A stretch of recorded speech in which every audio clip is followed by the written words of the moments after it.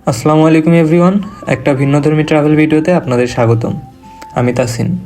বিগত কিছু বছরে বাংলাদেশের বেশ কয়েকটি জায়গা ঘুরে দেখার সুযোগ হয়েছে। সচরাচর বন্ধুদের সাথে ঘুরতে যাওয়া হয়, তবে এবার সুযোগ হয়েছিল একা ভ্রমণ করার। চলেন আপনাদের সেই ভ্রমণ গল্প শোনাই। ঢাকা থেকে জনপ্রতি ট্রেনে 270 টাকা এবং বাসে 570 টাকা ভাড়া দিয়ে চলে আসতে হবে আজকের ভ্রমণ ডেস্টিনেশন সিলেটকন্যা শ্রীমঙ্গলে।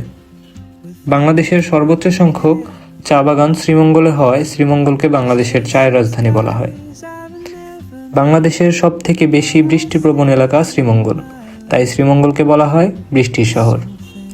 এছাড়াও বাংলাদেশের দ্বিতীয় সবথেকে বড় বন লাউয়াছড়া জাতীয় উদ্যানের অবস্থানও শ্রীমঙ্গলে। শীতে অতিথি পাখির অভয়স্থল বাইক্কার বিলের অবস্থানও শ্রীমঙ্গলে। চম্পা লেক এবং মাধবপুর লেকের অবস্থানও শ্রীমঙ্গলে। শ্রীমঙ্গলে দেখার মতো কি আছে এ প্রশ্নের পরিবর্তে বলা যায় কি নেই শ্রীমঙ্গলে। চা বাগান আছে, বন আছে, লেক আছে, পাহাড়, টিলা, ঝর্ণা সবই আছে। একা ঘুরতে হলে বাইক ভাড়া পাওয়া যায়, আর বন্ধুদের সাথে নিয়ে গেলে নিতে পারেন জিপ। আমার অনেক ইচ্ছে ছিল বন্ধুদের নিয়ে শ্রীমঙ্গলে লাল জিপ দিয়ে ঘুরবো। দহলিজ, রোদেলা, প্রাঙ্গণ কিংবা পত্র স্নানের মতন কোনো একটা রিসোর্টে থাকবো। তবে আমার এবার থাকা হয়েছে টিলিফ গেস্ট হাউসে। রিজিক রেস্টুরেন্ট থেকে সকালে খিচুড়ি খেয়ে রিক্সা নিয়ে রওনা দিই লাউয়াছড়া।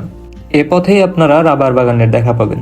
একা হওয়ায় বনের গহীনে যাওয়ার সাহস হয়নি। রেললাইন পর্যন্ত ঘুরে চলে আসি রাস্তার ধারের চা বাগানগুলোতে। এরপর বিকেলে রুমে এসে ঘুমিয়ে পড়ি। একা ঘুরতে গেলে লোকাল মানুষদের সাথে পরিচিত হওয়া যায়। এ শহরে আমার প্রথম পরিচিত ওমর ভাই।